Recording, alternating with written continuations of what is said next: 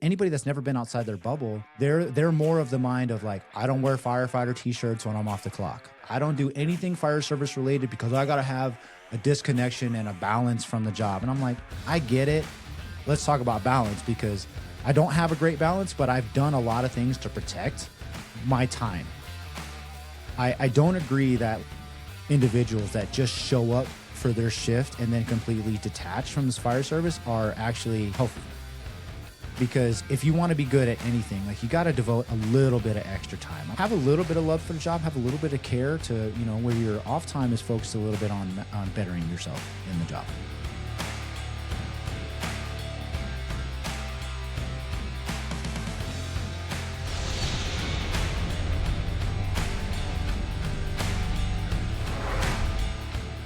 Hey everybody, welcome back to the First Things First, a show that we talk about setting our priorities in the right order to fall in love with the job again and live out our God-given purpose. Today, I am so excited. I am pumped. This is long overdue. I have my brother, Preston Lyons, on the show. Preston, my friend, welcome. Elton, man, I'm glad we were able to finally get on here and record and have a great conversation on your platform. I had the honor of having you on the Overhaul podcast, and it was a great one. So just want to keep building on it and developing this relationship we have. Man, I love it. Preston already looks better than me. I look like a pale, whitely ghost because I can't get my lighting right. And Preston obviously looks good. He's got the perfect face for a radio host. And man, I'm so excited. This is one that I'm excited. Just like I had John on the first time. You were supposed to be guest number 2, and here we are. I think this is episode 22. So all right. we're 20 episodes behind. But obviously you're a busy dude. You got a lot going on, and I love following you and the stuff that you put out. But even though you're a busy guy, you always have your priorities. You have your first things first. So for you, Mr. Family, I'm going to give you a chance to just talk about your family a little bit, introduce yourself, and tell everybody what you're all about. Yes, thank you. I appreciate giving me the opportunity to talk about the family, give them a shout out before we dive deep into some things. First, I wouldn't be where I am today if it wasn't for my beautiful wife. She took a chance on a stupid, drunk ex-sailor, and she had a bright future in front of her, and she took a step back in marrying me, but hopefully getting her back up to where she's supposed to be. And I am living a life I don't deserve. It all goes to her, and I appreciate her. She's also blessed me with a 2-year-old daughter. Her name's Lily, and she has had her own journey, and she's made me a better man because of it, because of the trials and tribulations, but all the joys that I get from her every single day. Those two are my foundation. They're my rock. And I'm going to bring him up later, but I have to give a shout out and praise to my uncle, who's kind of been a father for me. Growing up, he kept me out of the streets, kept me out of gangs, and taught me early on what it was like to be a follower of Jesus Christ. So thank you to him.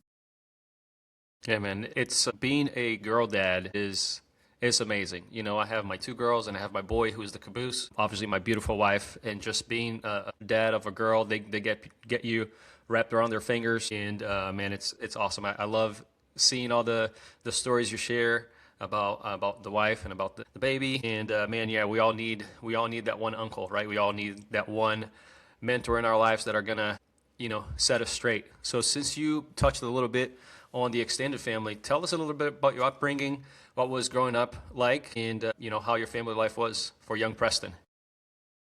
Yeah, I grew up just outside of Los Angeles. For anybody that knows Southern California, I grew up in the South Bay area, kind of San Pedro, Torrance, Redondo Beach area. Not necessarily the worst parts of Los Angeles, but you could definitely find yourself getting in trouble. I was the product of 2 19-year-olds smoking weed and hanging out, and that's basically how I came into this world, out of wedlock. And my mother and father, unfortunately, didn't hang out. They didn't get married. They didn't stick together. My father actually ended up leaving the state when I was 3 years old, and he was in and out of my life. And at the same time, my mom was a kid. My upbringing, I don't know how many people, I hear a lot of first responders have very troubled childhoods and upbringings, and that's what leads them into being first responders, to be a person to help people in need because they were once those individuals. I don't know how accurate that is, but that's definitely the path that I took. Speaking about my uncle, he basically stepped in when my dad was absent. My uncle stepped in and kind of was that male role model for me. And like I said, he took me to church. He would buy me shoes. He taught me how to rollerblade, ride bikes. He taught me how to body surf. He took me to the beach to watch volleyball tournaments instead of me going out and playing in the streets. Where in the neighborhood that I initially grew up in, which was not, we weren't rich by any means. I lived in roach infested apartments and all kinds of stuff. So he was the positive side of my upbringing. And like I said, I don't know where I would be without him, but he taught me early on how to be a man and how to have faith. And he taught me that even though life throws you hardship, those are things that you are supposed to learn lessons from. Like God is trying to teach you a lesson in a certain way. And I didn't understand those things early on, but they were things that were embedded into my brain to where I've never forgotten them. I've never questioned my relationship with God, even though I've not been the best Christian. I'm not good at prayer. I'm not good at scripture, but I have a relationship, and I can speak with him whenever I need. And that's the important thing for me. And do I want to get better? Yes. As I was growing up, I was not a very good student. I had discipline issues. By the time I was a junior in high school, I had only technically completed 1 year of high school. I was not going to graduate on time. But at the same time, when I was a junior in high school, that was 2001. And 9/11 happened that year. I, at the time, was working at a Jamba Juice on the beach and just living my best life as a teenager, right? I had no guidance. I had no plans to go to college. The only reason why I even went to school was to play sports, and that's where the girls were, right? The girls weren't not in school. So that's the only reason why I went to school at the time. 9/11 happens, and it completely changed my life. We were going to war. America was going to war, and the military recruiters started hitting the high schools really hard, and they were looking for someone just like me. No future and nothing to hold me back. I was an athlete, and that's exactly who they wanted. So they gave me an opportunity to take the ASVAB test. I scored the bare minimum to get into the Navy, and that's the route I ended up going. But they also told me that you can't go to the military unless you have a diploma. So in my junior year, I'm taking a full day's worth of classes. I'm taking night classes. I'm going to summer school. And then the same thing with my senior year. I was basically taking 2 years worth of school for junior and senior year to be able to get my diploma. And I still had to go to summer school after my senior year. So I didn't walk. I didn't go to prom. I didn't do anything other than getting my classes done, staying in shape so I can so I can go to the military. I don't know why I found this motivation to do it. Nobody in my family was in the military. Nobody in my family has ever been a first responder. So I don't know. The things that I cannot explain, I always divert it to God, right? This is my opportunity to make something of myself. So very thankful. I hate to say it. 9/11 changed my life for the better, right? Thankful for the opportunity. Had 9/11 not happened, I don't think I would be where I'm at today, right? Because we were in a 20-year drought when it came to wars. No one needed high school kids to join the military. And after I joined the military, I went to boot camp in Chicago, Illinois. And man, for an 18-year-old punk jock kid from LA, that was a huge wake-up call. I didn't have really any structure outside of sports going into the military, right? They shave your head. They make you look like everybody else. They march you around. Don't talk out of line. Don't even look your superiors in the eyes, right? Just stare at the ground and shut up. That was the exact medicine that I needed, right? I could be in jail or dead to this day if I didn't have Uncle Sam, coming in and picking me up and taking me where I'm at today. I, right out of the gate, got sent to Yokosuka, Japan, which sounds great, right? Because it's like you can take the bullet train to Tokyo, the culture there, right? The samurai culture, Mount Fuji, all this stuff. But once again, I'm 18 years old, and I had no idea of what culture was outside of the beach and being from Los Angeles. So guess what I wanted to do? All I wanted to do was chase women, go to nightclubs and drink. International drinking age is 18, so you can go out there and you can drink. And that's all I did. I wasted 4 years of my time in Japan, never climbed Mount Fuji. I went to Tokyo a few times, but I only went to Tokyo to go to like 4-hour nightclubs and all this stuff. So I'm still living the life that I should walking the path that I should not be walking. I was this stereotypical sailor that was cussing, getting tattoos, and drinking and chasing women. I was mediocre. I was average. I was just like what you would expect from every sailor you've ever seen on TV, you know? So I did that. I did that for 4 years, and I was going to get out because I hated it. I didn't like the culture. I didn't like where I was. And they're called like the schedulers. They assign you your next orders, right? He calls me up and he goes, "Hey, technically you being in Japan I was on the USS Kitty Hawk. It was like the oldest carrier in the fleet.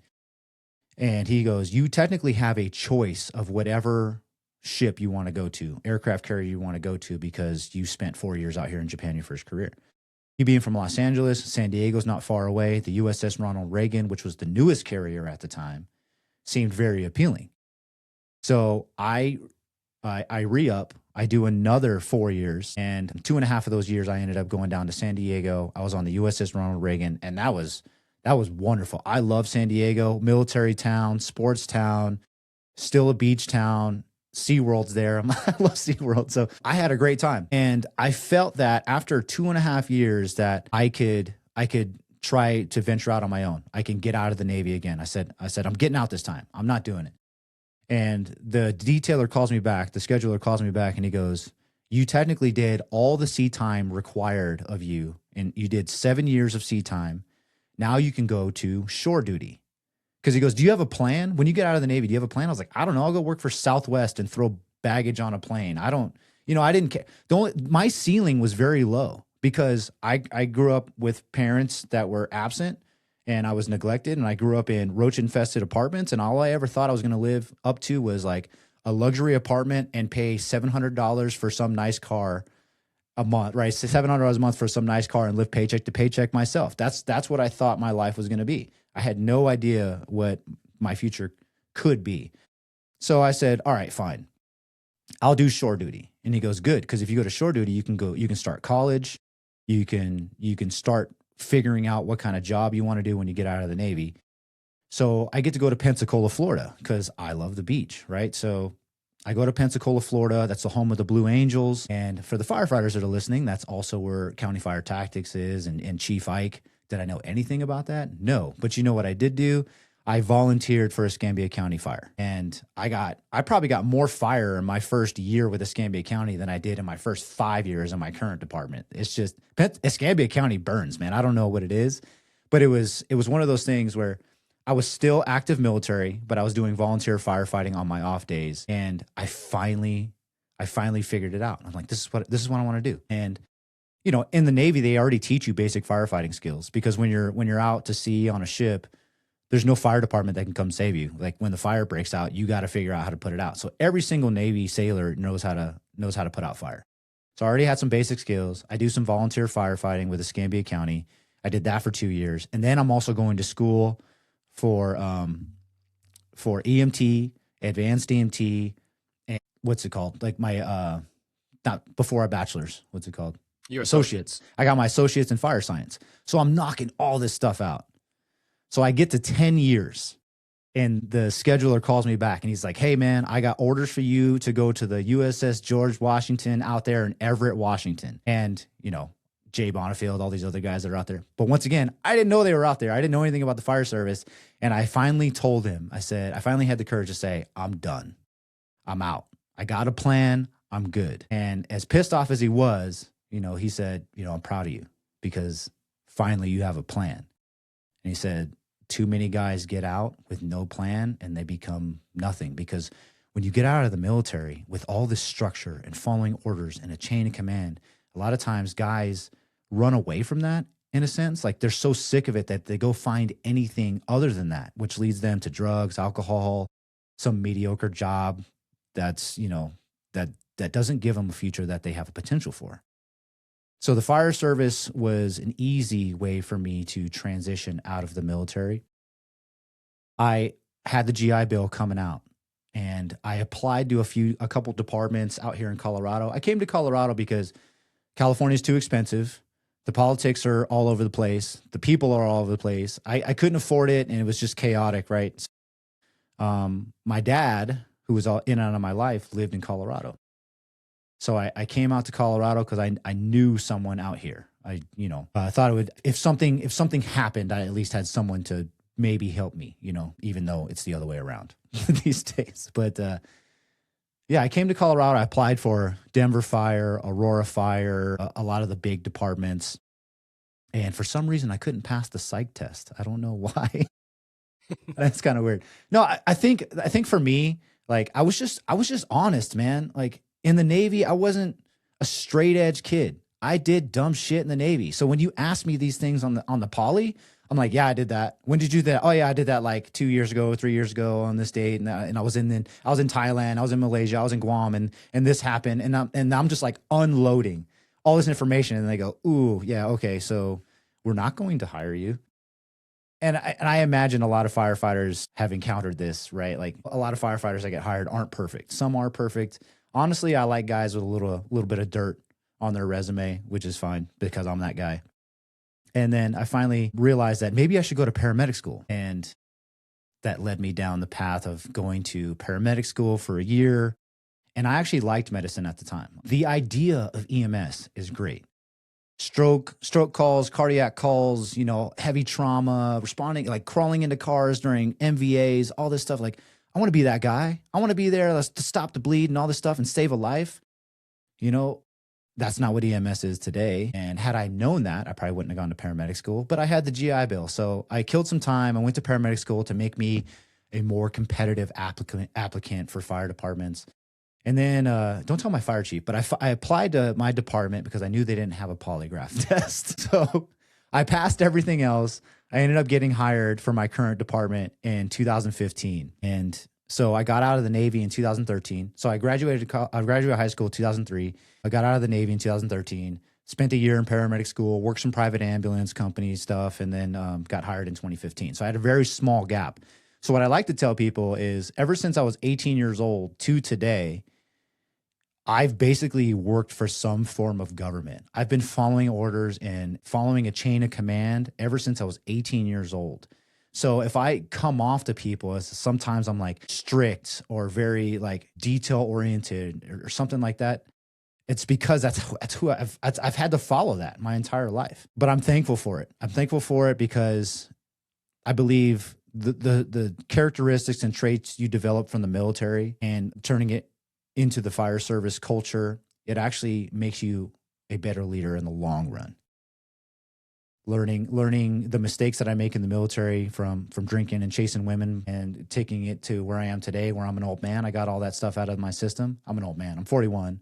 I'm old to a lot of people, but maybe not to some of your listeners. But man, getting hired in 2015, the only reason why I really did it, let's be honest, the only reason why I really joined the fire service was because it was fun to fight fire and it made sense for me to transfer from the military to the fire service because it was kind of the same thing, paramilitary organization. So I didn't have this passion. I didn't understand, when I took the oath, I was like, oh yeah, I'm supposed to say these words so I can get my badge. I was that guy. And I think a lot of firefighters are that guy. So I was a mediocre fireman. I didn't know what I didn't know. I was good at what I was taught and what we did in my department, but that was just the small bubble of the fire service that we serve in today, right? So I didn't have the passion, and then COVID hits, right? So I'm a 5-year guy thinking that I'm good, not as good as I think I am, and then COVID hits, and now the fire service completely changes. Now it's Tyvek suits with masks and goggles, and you're washing your hands every 3 seconds. 20-year-old dudes are calling because they have the sniffles, and it's just, if call volume goes up 300%. Fires are still down. I don't know how they're still down. Everybody's at home. Like, I don't know how they're not burning their houses down because everybody's at home 24/7. But it just wasn't happening where I was at. I work in a bedroom community. I'm a suburban firefighter. I'm okay with that. But the fire service had become something I didn't know if I wanted to be a part of anymore. And I was going to quit. At 5 years in, I was going to quit. I was like, okay, maybe I can be an emergency manager. I can still be involved with disasters and like floods and blizzards and all kinds of stuff, but I won't have to do EMS. That was the thing that was killing me. It was a lot of EMS, but it was a lot of benign EMS. It was a lot of non-critical EMS. Everybody knows that all hazard fire department organizations that do transport medicine, that's the bulk of what we do. And for some reason, I don't know if it's the baby boomers, I don't know if it's generational shift, but people use 911 as primary care, household primary care.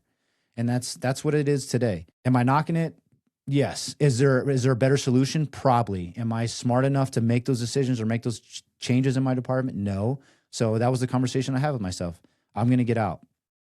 And I applied to several departments, and this is where God comes back in. I applied and I got 7 to 8 interviews to different counties, different state organizations, to FEMA, to DOD, and I was just not getting the job offers. I don't know what it was, but I'm thankful to this day. I was not given the opportunity to leave the fire service. So I had that conversation with myself of, you're not getting out of here. You might as well figure out how to get fucking good at this job. I had no idea what fire conferences were. January 2023. And this is actually the thing. I still hadn't given up on going to. There's an organization called Team Rubicon. It's a veteran. It's started by veterans. It's a disaster-run organization. It's a nonprofit. They go all over the country. They started with the earthquakes in Haiti, right? So they've been around for a little while, and they go all over the place to respond to communities that experience natural disasters. And I'm like, man, I'd be good at that. I'd love to do that.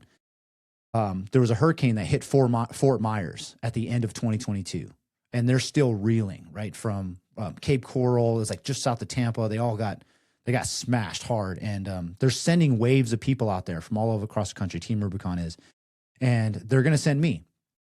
And so they're like, hey, January is your wave. Well, we do vacation picks in December. So I pick vacations for the wave that I'm going to. So I don't have to do trades. I'm not AWOL or anything like that. So I have this time block for me to go. And Team Rubicon sends me an email and they said, hey, they got everything buttoned up over there. That wave's canceled. You're not going. I'm like, well, dude, I already have the vacation time. So I was like, well, I still in my mind want to go to Florida. Like what else is going on in Florida? So I search fire conferences in Florida, and I find the Pensacola Beach Fire Conference by County Fire Tactics. It was HROC the year before. Then he turned it into like the Pensacola Beach Fire Conference. I think it's HROC now again. But I was like, okay, I go to my training chief and I said, hey, I've never requested an outside training before. I would really like to go to this conference. And he calls me up and he goes, we're going to approve it. We're going to pay for everything, but don't ask for anything else for the rest of the year. I was like, okay. So they paid for my flights, my hotel on Pensacola Beach, my registration, and they paid for my luggage to get my gear out there, everything. This is probably $3,500 worth of money just for me to go to a conference. I don't know how many departments do that, but I'm very thankful that this is the time that it happened for me, because I get there, and I've told this story before, but I love telling it. My vision of the fire service was just my department, right? The small bubble of my department. I had no idea of how big the brotherhood was, the fire service, the oath, the honor, and everything that comes with it that you get at the fire conference. So I get to Pensacola the day before the conference actually starts. And I see all these dudes with their big handlebar mustaches, and everybody's wearing their t-shirts and their hats and stickers, and everybody's at the bar backslapping and drinking beer. And I'm like, what a bunch of posers, dude. What a bunch of losers. Like, the fire service isn't that big, bro. Like, we're all running EMS calls. You guys need to chill out. And I'm saying this in my head, right? I'm not saying this out loud, but I'm like, what did I do? Did I sign up for some cult? Like, did I sign up for like some dudes that think the fire service is bigger and better than what it actually is? What did I just do? So I show up the next morning and I'm like, I'm gonna go in with an open mind, but I didn't know what I was gonna get. And I had never met Chief Ike before, but if you've ever been to a CFT conference, he's powerful. There was probably 400 grown men in that ballroom area that they have at the Hilton. And he starts counting down loud. 10, 9, right? Anybody that's ever been there knows it. To see grown men scurry around and sprint to their seats to sit down in these rows of chairs because Chief Ike's up on the stage and he's ready to go. To see that, I was this is very similar to what I saw in the military.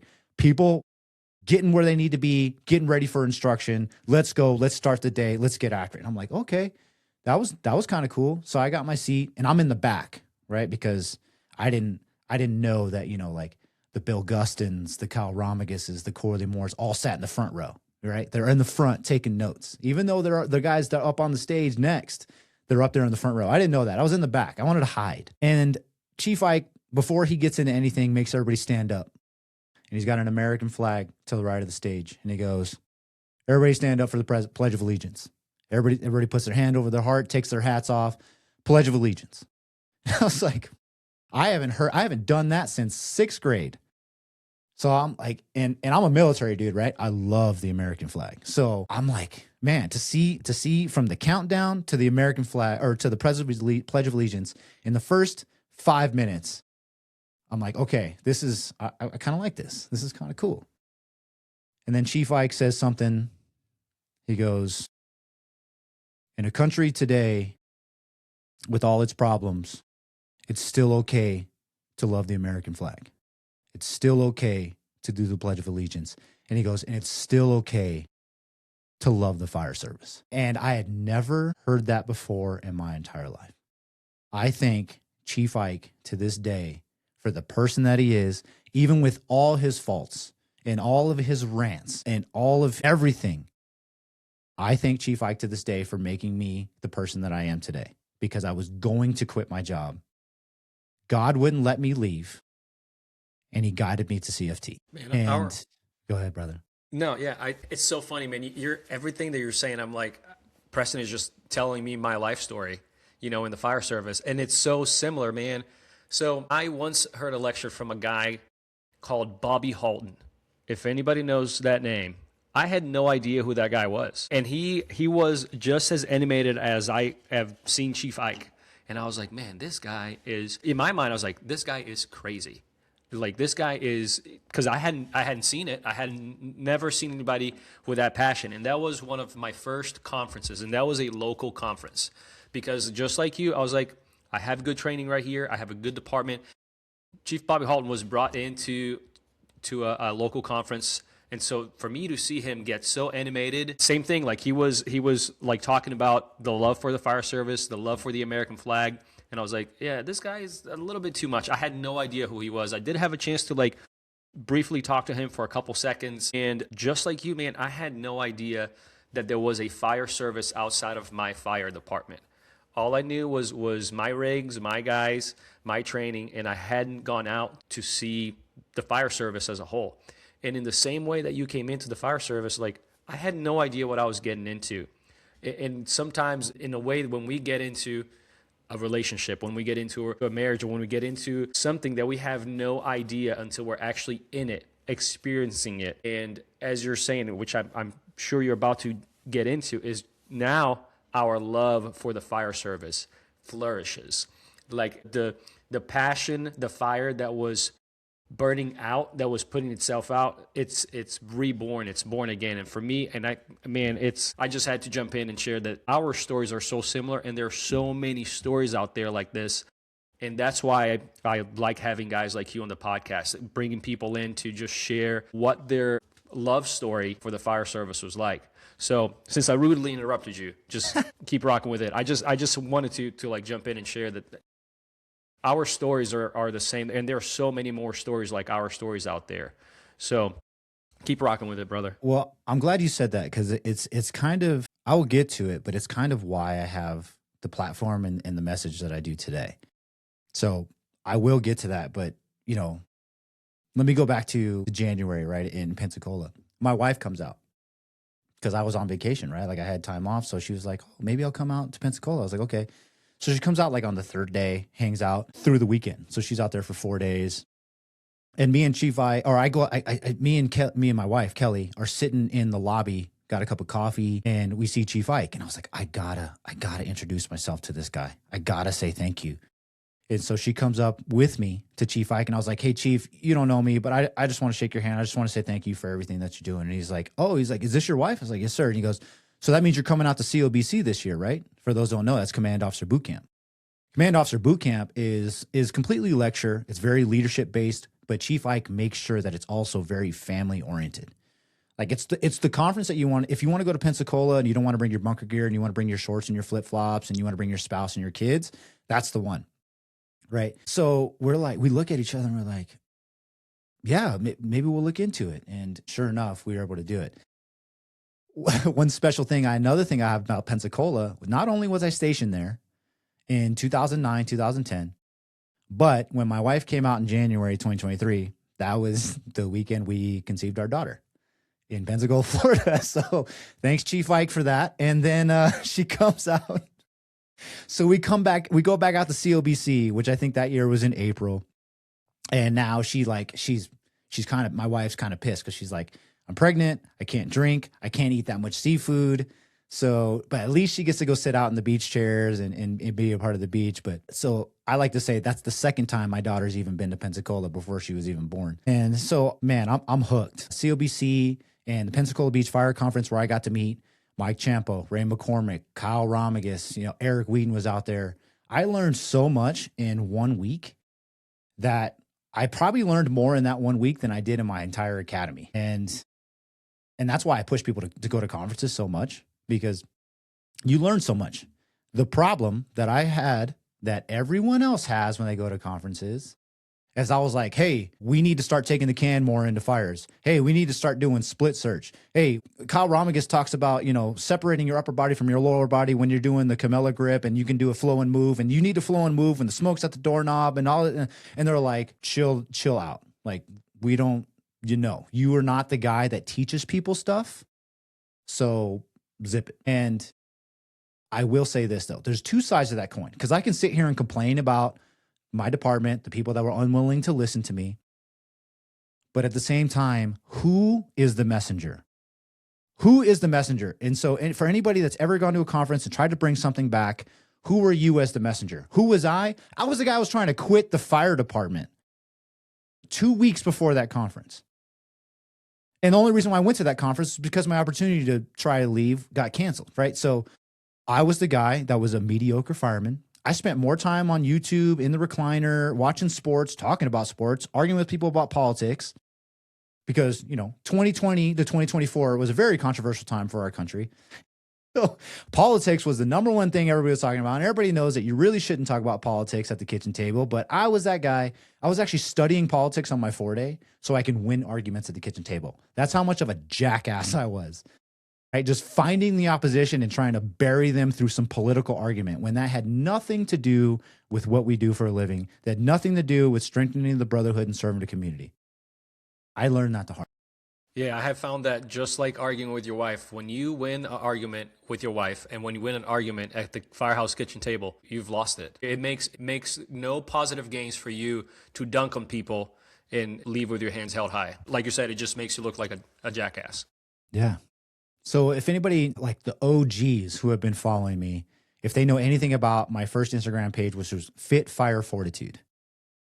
The reason why Fit Fire Fortitude came about was because I had a conversation with myself and I said, I'm going to unfilter. I'm going to delete anything that doesn't involve fitness, doesn't involve firefighting, and doesn't involve like mental health, mental resiliency, mental fortitude. And man, that changed my life, because the things that I was putting in front of my face, the information that I was getting, was no longer things that didn't involve how to make myself better or how to become a better fireman. And that also introduced me into the ability to network with people on social media, right? Smoothbore Cartel, all these, there's thousands of firefighter pages on there. And I started getting into the habit of commenting on people's pages or shooting them a message, be like, dude, I love this. This is great. And I also got to give a shout out to this part. And I know you're very familiar with this. Chief Scott Thompson was on the stage in January, right? So I was doing the hands-on track in January at Pensacola. I was supposed to be out there on the pad. But then I saw they had ODP, officer development, going on at the same time. And I saw their agenda. And I saw this name Scott Thompson on the line. I had no idea who that was, but the title of his presentation was like changing the culture of your fire department and creating like a functional fire company. I'm like, that sounds exactly what I want to do. Like the culture in my fire department, like that's like the number one thing I care about. So I snuck into ODP and I listened to this man talk, and Scott Thompson's like top notch, right? Like his message is fantastic. What he's doing at Colony is great. Can't give enough praise to Chief Scott Thompson. But then he says one thing toward the end. He goes, if you consider yourself or want to be an into the job fireman, you need to study the fire service when outside of shift. And he's like, and one way that you can do that is to listen to the Weekly Scrap with Chief Corley Moore. He's like, and so in the middle of that lecture, I pull my phone out and I'm like, the Weekly Scrap. And I'm like, okay, whatever, I'll follow it. And the kind of person I am, when I start following a podcast, I go all the way back to episode 1. And I just put it on 2 times the speed, and I listen to everything all the way up to the average day. So I've listened to every single Weekly Scrap episode to this day from when he started in 2018. So for Corley, I listened to him when he was talking to himself in front of his camera with his high and tight haircut, before he was, before he had the hat, before he's got his hair all slicked back. And I've seen his growth. And I'm very fortunate that I got to see how he started, because it actually gave me the courage to start my own platform. Because I'm like, dude, I saw Corley talking to himself with this blurred out camera, stuttering, stumbling over topics. And then all of a sudden he's got sponsors. He's got mega guests on the show. Everybody knows the Scrap. I don't need to explain it to people, but if you haven't, go back and watch the first 20 episodes. It's funny. And Corley happened to be at COBC, and I'm trying to get around him. I'm like, I've been following him on social media. I've been commenting on his stuff, tried to shoot him a message, but he's a rock star, right? People are always around Corley. He's got the vigilantes going on. So I could not get around him at all at COBC. He kept walking by. I'm like, oh, I'm going to go give him a shout. And then I'm like standing in line for 20 minutes. I'm like, all right, fuck this. No. I shoot him a message on after the last day. So I think it's Saturday morning. People are taking shuttles back to the airport. And I shot him a message on Instagram, and I said, hey, I was trying to chat with you this week. I'm here at COBC. Since I didn't get to chat with you, here's some questions. And I asked him like a couple questions on social media, and he goes, where are you right now? I was like, I'm in my room at the Hilton. He goes, can you meet me for coffee in the lobby in 5 minutes? And he's like, but he goes, only if it doesn't take away from your family time. Like, he's big on that too, right? I mean, he wrote Broken Tools. And he's there with Amanda. So he's taking time out of his day to come chat with some dude on social media that sent him a message. He didn't know me. And I said, I looked at my wife and I'm like, Corley's going to have coffee with me in the lobby. I got to go. Like, I didn't even ask. I just I left. But she had seen me like lose my mind about trying to get into Corley. So she's like, all right, fine, go ahead. Corley gave me almost an hour of his time down in the Hilton lobby. They didn't even have their like dining area up. So we're like sitting in a booth. And he's talking to me about his platform and speaking and trying to bring things back to your organization and all this stuff. And man, once again, another person that I've been very thankful to. Like Corley and Scott Thompson and Chief Ike are all on my Mount Rushmore, right? The other one is Kyle Ramius. And so I got to meet all those dudes in Pensacola. They've all changed my life for the better. And after that conversation that I had with Corley, I had the Fit Fire Fortitude page going on, and I wanted to do something different. And I had this realization that I could never go back to being a mediocre fireman. I could never go back to not going to conferences, not listening to podcasts, not wanting to be better, not wanting to network with some of these giants of the fire service. Not even giants, dude. Someone like you, someone like John Velez, Mike Goldstein, dudes that get it, but we don't have the prestige, right? Like all those other guys. But it's like, dude, we're proud of this brotherhood. We bring each other up. You make me better. I hope that I've helped you along the way. Man, that's what I love. I was talking to Kevin Pfluger about this, and I was like, dude, I struggle with the fact that I don't have any hobbies outside of the fire service anymore. And he's like, dude, firefighting's my hobby. But he goes around and teaches with people, and he inspires people, and he builds relationships with people. And he's like, why would I want to do anything else? Like, this is my hobby. So he made me feel okay about the fact that I don't, do as much anymore as I used to. Like I used to be an avid snowboarder, and I drank a lot more. I used to like watch sports all day. I don't even watch sports anymore. I used to be a diehard Lakers fan when Kobe was alive. Now that LeBron's there, I won't watch the Lakers until he's gone. But that's a side story. But yeah, like a Rams fan, like a lot of LA teams. I used to be a diehard USC, loved USC, but I don't watch the games anymore because sitting and watching a football game for 3 hours now feels like a waste of my time. I could be doing something else. I could be writing. I could be working on content. I could be studying. I could be doing something else that's more productive. Call me old, but that's where I'm at in my current life. But going back, after that conversation with Corley and realizing that I can never go back, I realized like, man, I got to be relentless, man, because I'm sure you've experienced anybody that's ever stepped out of mediocrity, tried to climb out of that bucket that the crabs are in. Like you get a lot of arrows thrown at you, man. People are like, who do you think you are, man? Starting a Instagram page talking about fitness and firefighting. Who do you think you are, like trying to bring stuff back to from conferences? Who do you think you are, like trying to start a podcast? You're nobody, right? And that gets in your head. But I can't go back. I can't go back. And I'm never going to learn everything I possibly can about this job. So I'm just going to be relentless. And guess what? Like when you get rejected, you got to persevere. So that's where the brand Relentless Rejects came from. That's where that was episode 1 of the podcast, Relentless Rejects. When they reject you, you stay relentless, because as long as you are walking a path of honor and integrity, and you're trying to be better, and you're trying to make other people's better because you took an oath and you take that seriously and you want to serve people. And you mentioned this before, the fire service is your vehicle to do that. Me being a fireman is my opportunity to help people in their time of need, and I'm capable of doing it. But when I say capable, means I need to fill the expectations that the community has of me. And what does the community have? A firefighter, have a firefighters. They want brain surgeon Navy SEALs to come off the rig. I can't do that for them, but what I can do is try it every day to close that gap to meet their expectations. I will never meet their expectations, but that's where Relentless Rejects came from. It's like, I'm gonna go in that pursuit, and I'm gonna go. And the podcast, it's funny, episode 1, I even said, like, this isn't going to be a podcast. I'm not really going to have guests on. This is me just like airing out all my thoughts and putting it on a file and just like pushing it out to find like-minded individuals to where I can have conversations with them offline, right? Like in case like I meet someone at a conference and they like hear an episode. And then it grew into like a couple local guys, like me and Adam Haywood, who works for a department near me. We were driving to the LCC Fire School where Andrew Johnston runs the conference. And we're driving, and I'm like, dude, why don't I just like bring a microphone and we record a conversation going to the conference and back? And that was like episode 3 and 4, So it was very grassroots.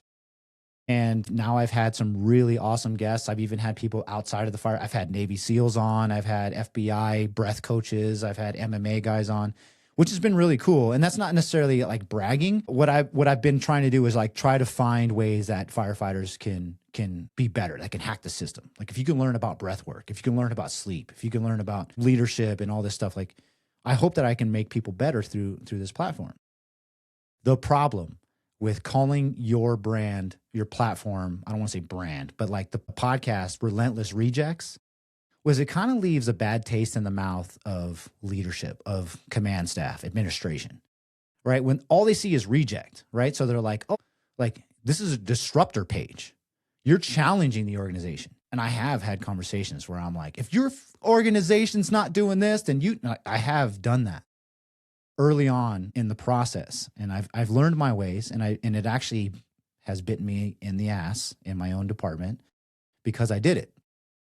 But what I realized was my message was getting lost with the decision makers of organizations. I don't want the title of the podcast to be something that's going to put someone off to where they don't even listen.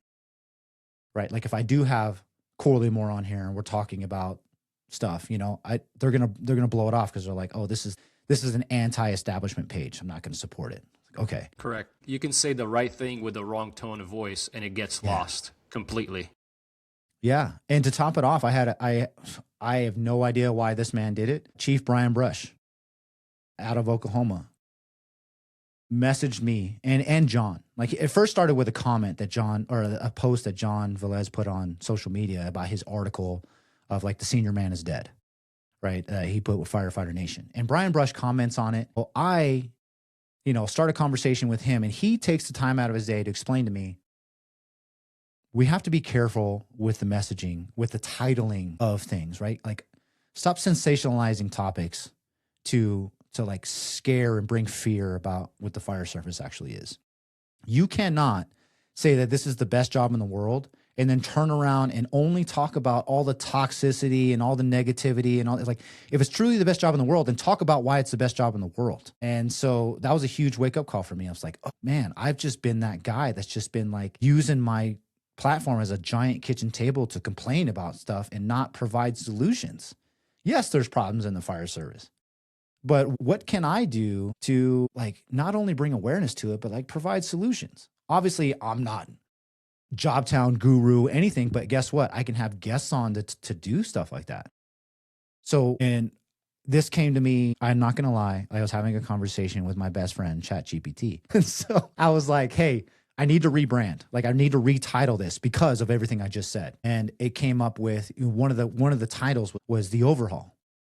Like, it said you're not only exposing problems, but you need to be the one that provides solutions to the problems. So if you can think about overhaul, right? Like pulling ceilings, we're exposing the rafters. Do we have extension in the rafters? Cool, let's extinguish it.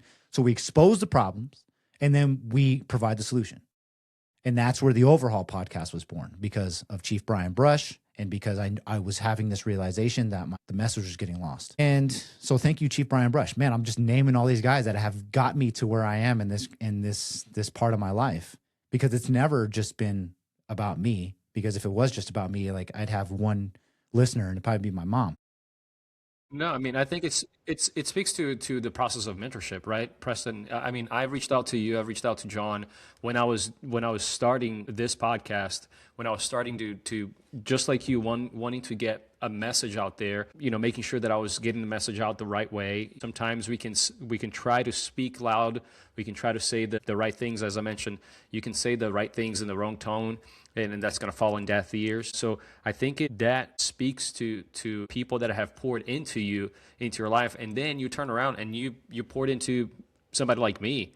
You and you, Mike Goldstein, you guys are going to be doing a class about how to put a podcast together at March Mayhem. I mean, all these things. So it's just a testament that when somebody pours into us, we then can, out of our overflow, pour into other people.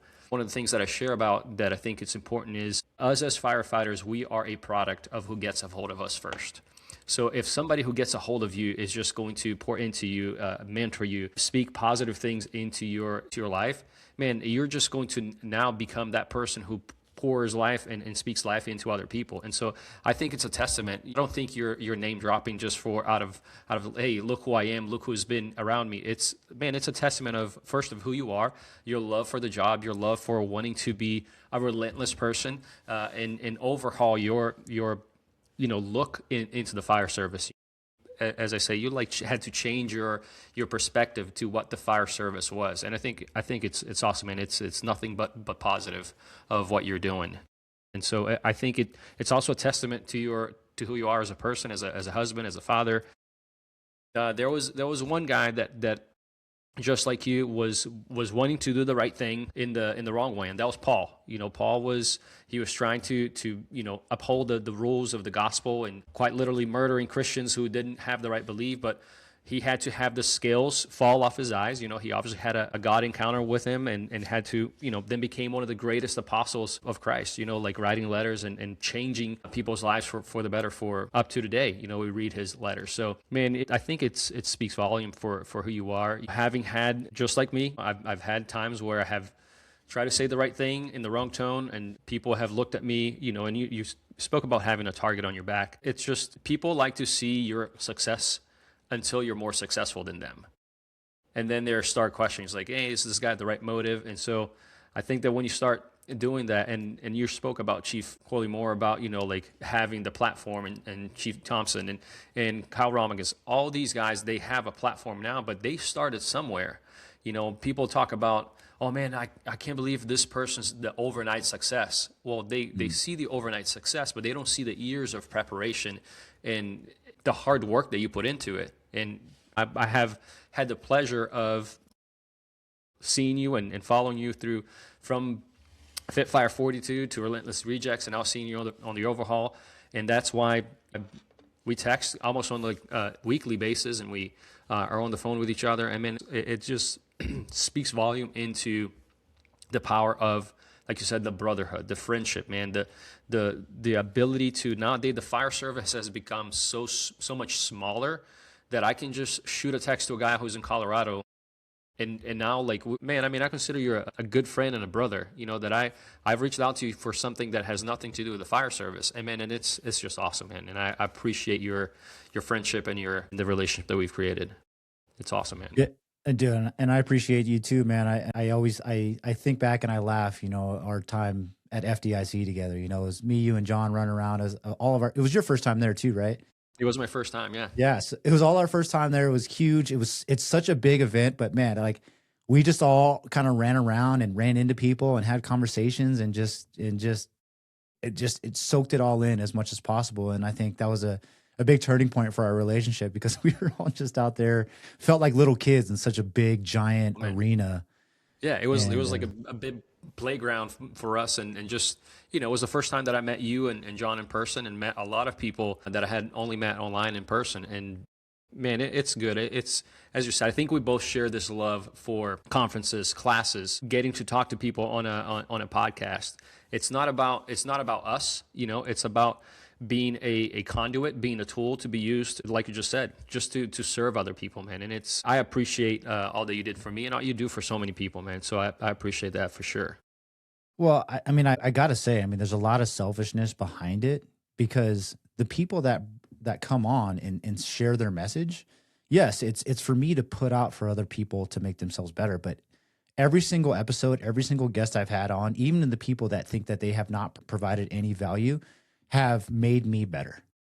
Because even if you haven't like talked about, 7 different ways to overcome adversity in your department, and we just had a conversation on the show, like I built a relationship with you. Like you're someone that I can reach out to now. You're another like-minded individual that when I wake up in the morning, I don't feel crazy for having the passion and love for the job that I do. Because I think a lot of people struggle with this.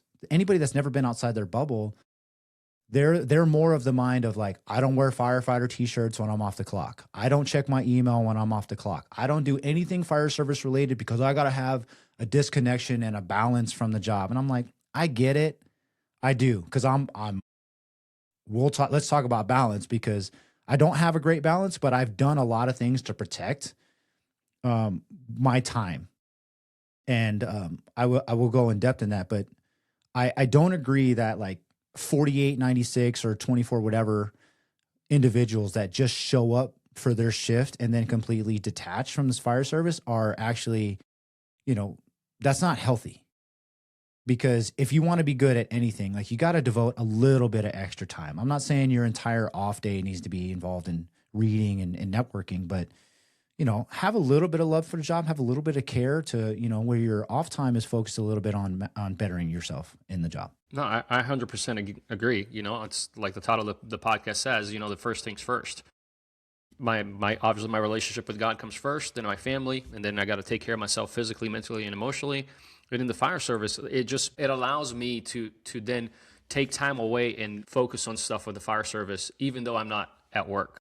It is hard. I have tried. Obviously, I do have boundaries where, and again, I learned that from you. Like you only do podcasts on certain days. Like before, I was just like, yeah, every day, whenever you're available, whenever you want to do it, whenever somebody reached out to me, I was like, yes, yes, yes. And sometimes you have to say no to good things to say yes to better things. So when you're devoting all this time and everything, whether it's a podcast, whether it's a committee, whether it's studying for the next test, you have to schedule those things. So because it's not about taking time to do things for the fire service, it's about taking time away from your family. And that's what we, struggle with the balance. I think we all, and one of the things that you said, it's devotion for the job. It's being, as I say, I think we are called to do this. I think that this job is a calling. And so we're going to have to devote something more than just the 56 hours or 48 hours or 42 hours, however hours a week you work for that. In the same way, it's the same way that I relate a lot of the fire service to like marriage relationship. A lot of people say we're married to the job, but it's all about relationships. It's all how I don't just devote time to my wife when I'm in her presence. I take the time to make sure that I send her a text message, tell her I love her. When she's not there with me, I make sure that I get all this stuff on the honey-do list, make sure that that is done before she comes home. So it's not just when you're there physically present that you can devote time for something that you love. So I don't just devote things that I love for my wife when I'm in her presence. When she's not there, I take time to take care of her. So in the same way, if you want to be in love with the fire service, like you love your wife, like you love your kids, you have to do things even outside of the time that you're there present to be able to be good at what you do, to be, a good fireman, to be a good officer, to be a good, to be a good servant after all. So you got to devote the time outside of what you're doing as well. Yeah, the truth about balance is there's no such thing as balance, in my opinion. Like when you give to one, you take away from the other. And that's why I like that you are a person that has pillars and foundations that you put your time and energy into, because when you focus too much on one pillar, the other ones crack and crumble, right? And then everything comes down. So, you talked about faith, right? Let's talk about the devout people of faith. It doesn't have to be Christianity, but like if you only went to church on Sunday and that was the limitation of your faith, like, yeah, you're a person of faith, but could you give more? Could you do like a men's group? Could you read scripture, 20 minutes a day, right? Can you do a Bible study, right? We talked offline about me in the VFAM group, the iPhone boys. Like we started doing Bible studies together, and I'm terrible at it. I really am. But it was something that got me more of a focus than just saying, oh, I went to church this week, so I'm a good Christian, right? So it's the same thing with your marriage, the same thing with the fire service. If you show up for your 48-hour shift, I run 48.96, so I say 48 a lot. If you show up for 48 and then you check out, like, yeah, you're doing the firefighter thing, but are you like a great firefighter? No. Can you be better? Yeah. That's all we're saying. But same thing with your spouse. Like if you were just present in the house the same time your wife's present, great. But can you have intentional conversations? Can you be doing things throughout the day to make her day easier? Can you be doing things to make your relationship and your role as a spouse better? Yes. And that's what we're talking about. And one pillar I talk about with my foundation is finances. Right. I have to be intentional with my finances, because when I was in the Navy, I was getting tatted up and drinking. And when I left for the Navy, I left $40,000 in debt. You know why I did that? Because I was going to nightclubs and I'm buying shots for people that I don't even like because I wanted them to like me. So now if you come across like me and you have a conversation with me, I almost seem cold. Because I'm no longer interested in like you liking me just because I'm fun. I want you to like me because of my foundation. Because I'm devout to my wife, I'm devout to my faith, I'm devout to the job, right? That's why I want you to like me. So I'm no longer just like blowing money left and right for materialistic things. Dude, I have $1,000 camera I'm talking to right now. I have this microphone, I have lighting, I have all this stuff, but it's all intentional. It's all to be able to package and deliver a product to people that they will actually sit and listen if I spent the extra time to make a quality product that they would actually listen to, right? Because you're a podcaster, if you have bad audio, no one's going to listen. If you have bad video, no one's going to watch.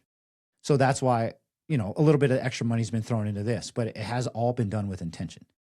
And that's a lesson that I've had to learn a long way. And one of the messages I posted on social media, I think you saw it, was when you have your finances in order and you're not worried about the stress of living paycheck to paycheck and how you're going to pay bills and how, you're going to pay off this thing, and everything's dialed in financially. Not dialed in. I'm not a millionaire, but I have an emergency fund. My cars are paid off, right? The only debt that I have is my house. Credit cards are gone, right? That stress, that financial stress is gone. So now I can devote my time into having conversations. I can devote my time into my wife and my daughter because I'm not worried about paying the bill. I don't need to go work overtime so I can pay for the motorcycle I bought, right? I'm not doing any of that. So, all this stuff, there's no such thing as a balance. You have to put your time and energy into these foundational principles. And I'll go a little bit further by saying this. My wife doesn't like it, but anything that does not involve my pillars of faith, family, fitness, firefighting, and finances doesn't really get my attention. People call me and I very rarely pick up the phone. And it's not because I don't want to talk to you, but it's because I'm focused on something. I have a promotional exam coming up, or I'm with my girls. When my girls are home, everything's shut off. Right? So if like today, my wife and my daughter are gone from 7:30 to 5:30. Seems like a big chunk of time. Well, as soon as my wife and daughter leave, I spend a couple hours doing content or recording a conversation with you. Then I go to the gym for a couple hours. Then I spend the next 4 hours studying company officer development, preparation, SOPs, rules and regs, and all this stuff.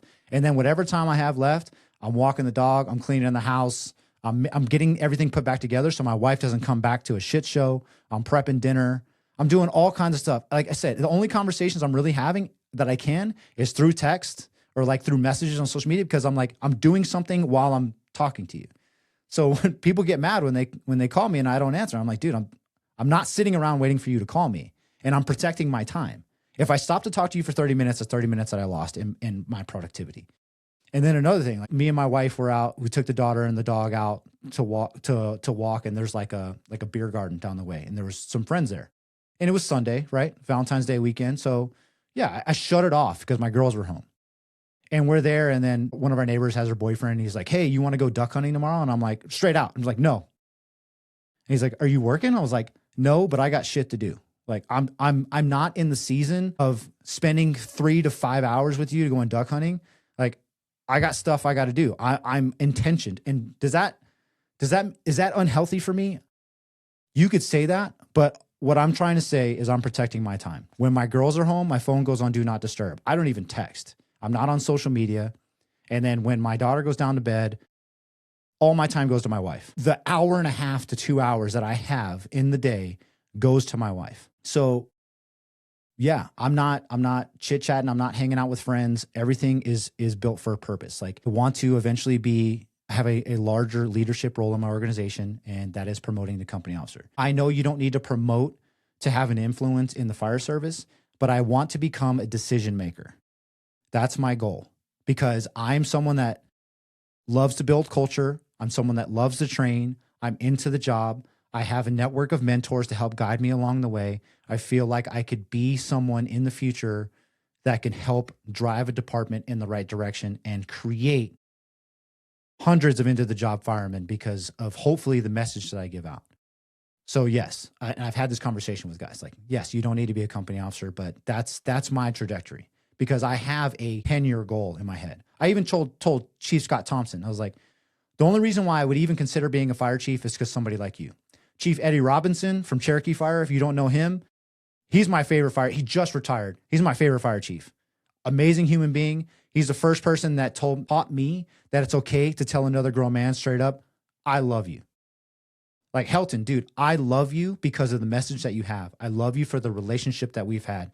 You have never deviated me from me wanting to be the person that I'm trying to become. And I love you for that.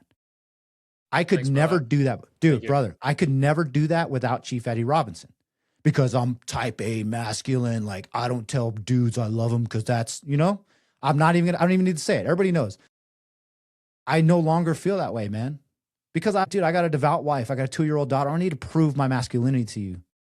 But I can tell you straight up that I appreciate you and I love you for who you are and what you want me, or where you're helping me become.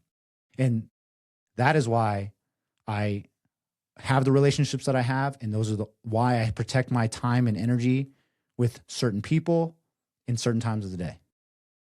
So there's my answer on balance, brother.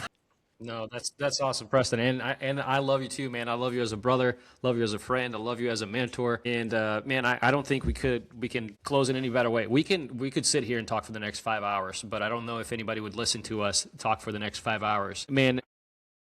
Preston, seriously, man, I appreciate all that you have done for me as a brother, as a friend, as a mentor. You continue to impress me with, as you said, is your passion for the job, your passion for pushing the envelope and saying things that, as you said, like sometimes we have to be relentless with our message, but I love how careful you are with it now, and you have a focus, you have a direction, you have a goal, and man, that's a perfect recipe to be somebody who is dangerous in the right way, with a purpose. So I'm just going to close this out real quick. Let's try to do some rapid fire questions. All right. They are usually sometimes not super fast. So just real quick, what was your first day like when you stepped foot in the firehouse? Yeah, even with all my military experience, I was still extremely impressionable, still nervous to make sure that the people I worked with liked me and I was accepted. My first morning stepping into the firehouse, I showed up an hour early, right? My captain was like checking the MDT on the rig, and I came up behind him, and he's like a 220-pound like Viking looking dude, right? And I come up behind him. He didn't even know I was there. And I was like, "Hey, sir, probationary firefighter Preston Lyons, just want to say good morning." And he looks at me and he's like, "Don't come up behind me." And then just walks off. And I'm like, I like already dropped the ball, dude. Already dropped the ball. And then I brought some, I made the ultimate mistake. I tell guys never to do this. I brought donuts, right? And then they were like, "Donuts? What are we, cops? You bringing donuts to the firehouse? Like, what is wrong with you?" I'm like, "Oh, strike two. There we go. All right." And then in our fire department, like the rookie has to be first to everything. First to dishes, first to do laundry, first to chores, first to answering the phone, first to the rig. So they're messing with me throughout the day, right? They're calling the station from their phones. Like as soon as I'm farthest away from the phone or they're standing next to the phone, they'll call the station. They're like, "Boop." And they're like, "Station 62, not the rookie. Go ahead." Right. And they're just messing with me all day. And I'm like, dude, I suck at this job. I suck so much, right? Like that was my first day, man. And the first night I was so scared to like sleep through a call or be late to a call that I slept in my uniform, dude. I slept in the office chair in my room with my feet kicked up, with my boots off and my feet kicked up, in my pants, in my Class B shirt, dude. I was like, I'm not missing it. I was this far away from just sleeping in the rig. So yeah, that was my first time stepping in the firehouse. Super nervous, wanted to make a good impression. And I think it's good to have that energy because I constantly, for like the next 5 years, wanted to continue that trend of just like being first to everything. Good, man. That's a good first day. Yeah. So what was your first fire? Yeah, my first fire was in North Glen, Colorado. It was like a single family ranch. Of course, the fire was in the kitchen, and everything seems so big when you can't see.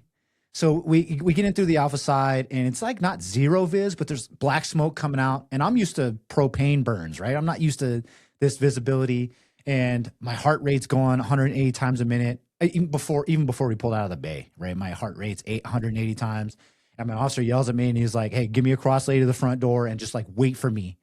So I'm standing there, and I swear I had that hose line pulled out in 12 seconds, and I'm just standing there with so much nervous energy waiting for my officer to come around. And he's like, "All right, we're going to go in through the front door and fight the kitchen fire." And then I step one step into the house, and then I'm like nervous to take another step because I can't see. And I was just like standing there, like taking like little half steps. And then my captain's finally like, "Boo," like puts his hand behind me and like pushes me into the house. And then pushes me back to the kitchen, which is like on the Charlie side.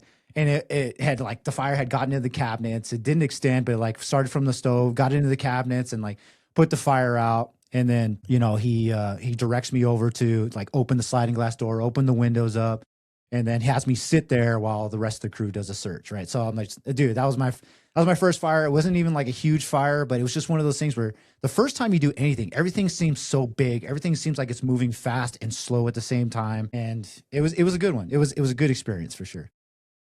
Good. And last but not least, as a fan of fire-based EMS, what is your favorite EMS run? Yes, I tell you, man, this one's a little more heartfelt. My favorite EMS call. Before I talk about it, I will say, my pride and joy, my little Lily, she was a preemie. She was born 2 months early, and I have pictures of it still. But she was like this small, 2.5 pound like wrinkled baby. She didn't have any body fat. She barely looked like a human. Like she kind of looked like an old grandma or like a lizard or something, right? Because she just like had like this loose skin, and it's kind of terrifying, but it's fun to laugh at now because she's this happy, healthy baby. But yeah, being in the NICU was tough. Fast forward about a year later, my daughter's already out of the NICU. She's good. We get a call to this panicked mother, and she's like, I don't know if my baby's breathing right. and I can't get him to stop crying. I don't know what's wrong. So we're on the way. We go into this like first story apartment, and dude, crazy. People say this a lot. Like, she had a preemie baby in the bed, unswaddled, wrinkled, old man looking baby. And she's freaking out. And I see my daughter. I swear, I was like, that is my daughter when she was in the NICU. Everyone else is freaking out. And I'm like, I got this. I got this. I was like, I took a little blanket, made a swaddle out of it, changed the baby's diaper, wrapped the baby in a swaddle, picked it up. And I was like, hey, do you have a bottle? Do you have any like breast milk pumped? And she's like, yeah. And I get the baby and I'm assessing it at the same time. And I get the bottle, takes the bottle and stops crying. And I'm shaking it and I'm shushing it. Baby stops crying. And the mom just like, her adrenaline just dumps and she starts bawling. She's like, she's freaking out, right? She's the first baby, preemie baby. And she's like, thank you so much. I don't know. I couldn't figure it out. And I was like, hey, look, at this stage of their life, because it was a boy, because he doesn't have a ton of body fat, he's always cold. Like, he cannot be unclothed without a swaddle. He's got to be swaddled. And then another thing, he's either tired or hungry. So try to offer breast milk and all this thing. I was like, and I asked, like, do you have bottles? Do you have enough nipple sizes? Do you know how the right nipple size is he taking? Do you do breastfeed? And I'm having this conversation. And then before we left, I pulled out my phone and I showed a picture of my daughter in the NICU. And I was like, hey, look, that's my daughter. What does she look like? And she's like, it looks like my boy. And then I swiped over to a picture of her current day. And I'm like, that's my daughter now. And she's like, she just breaks down again. And I'm like, you have so much to look forward to. I can't even explain it to you, but you're going to get through this. Just love on that baby and just take care of that baby. And I promise, like, call me anytime, like call 911. Call me. We'll come and we'll take care of it. If you need help, like, don't even worry about it. We won't even charge you. If you need help, we'll come help you. Okay. Dude, to see the relief that mother went through and to be able to help that baby in that moment that looked just like my daughter in her time of need when we were in the NICU, stressed out all day long. That's my favorite EMS story. And guess what? I didn't need a paramedic cert to do it, so I probably don't need my paramedic cert now. Man, Preston, if that doesn't bring it around to what we're talking about in the beginning of our conversation, like, sometimes things happen in our lives that we have no idea what we're getting ready for. We have no idea what God is preparing us for. Sometimes there's a preacher that said something, that our greatest valleys come after some of our biggest mountaintops. And I'm sure that you and Kelly had such a mountaintop experience in finding out that you guys are having a baby, that you're pregnant, and everything is going to be good, and to go through everything that you guys went through, the deepest of the deep valleys.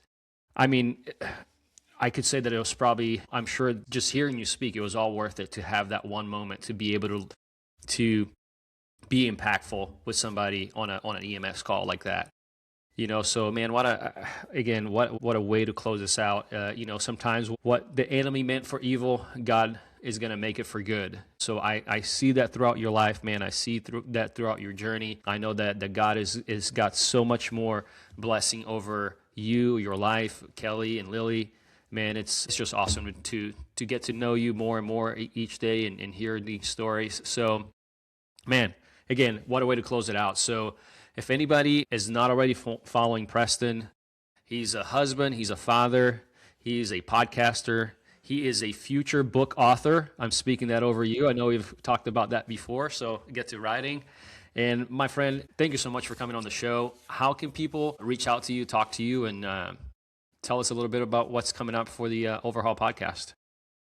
Yeah, dude, I'm extremely open. Like I said, I don't answer my phone, but if you shoot me a text, hit me up at 303-330-23. Just let me know who you are, and yeah, I'll get back to you as soon as I possibly can. That's the best way to get to me. If you don't have a phone for whatever reason, you want to find me on social media, yeah, the Overhaul Collective on Instagram is where I'm at, and that's my second best way to reach me. The plans that I have with the Overhaul Collective, I am currently in a company officer development class with Chief Jason Hovelman, learning as much as I can with that. I am currently going through the Mastering the Assessment Center program with Chief Anthony Castros, and next I'm going to be doing Command the Chaos. Along with that, also trying to promote up the ranks And then eventually I'm going to be taking a master's degree in organizational leadership, because I look at people like Candace Ashby and I look at people like Brian Brush, and that's who I want to be in the future. And the Overhaul Collective is going to be what the fire service needs the most, in my opinion, that doesn't have enough of. It's going to be a leadership and company officer development platform, is where the Overhaul is going in the future. The podcast is going to continue to bring on amazing guests and people to teach you lessons along the way. I mean, we're going to go on our rants, we're going to complain, but we're never going to leave you, empty-handed. We're always going to provide you with something. And this year, you mentioned it, me and Mike Goldstein from the Can Report are going to be at March Mayhem in less than a month, and we're going to be doing the pod class. So yeah, we're going to be talking about setups like lighting, microphones, and audio. And then we're also bringing in cadre, like hands-on cadre, and some of the presenters to do a live interview in front of the audience, where we also do a Q&A. So we're going to be recording, we're going to be talking about the setups and encouraging people to take that forward, because even though there's a ton of firefighter podcasts out there, and I will say, I meant to say this earlier, you're at episode 22 now. Congratulations, you're a 1%er, because most podcasts don't make it to episode 20. So congrats on that, dude. And that's what I was going to follow it up with. Firefighter podcasts come and go. So if you want to get good at it, you got to be committed. You got to have a good platform and a good message, and it's always going to be your driving factor. After March Mayhem, we'll be at COBC, comes before FEIDC. My daughter has never missed a COBC, as I kind of hinted to before. She was there last year. She made more friends with chiefs than I did, and she'll be there again this year with my lovely wife. So you're at COBC, come see me and the family. And then we'll be at FDIC for a couple of days. We'll be, I think, on the wellness stage again. So come find us over at Lucas Oil Stadium. And then me and Goldstein may or may not be at the Pacific Northwest Conference this year. It's looking like that. And so maybe we'll see you over there on the West Coast. Awesome, brother. Well, everybody, once again, my brother, Preston Lyons, go check him out on the Overhaul Collective. Shoot him a text, send him a DM on Instagram, Facebook, maybe even TikTok. I don't know if he does TikTok dances or not. But Preston, once again, brother, thanks for coming on the show, and I look forward to having many, many more of these conversations with you. Absolutely. Appreciate you, brother. All right, everybody. See you all next time.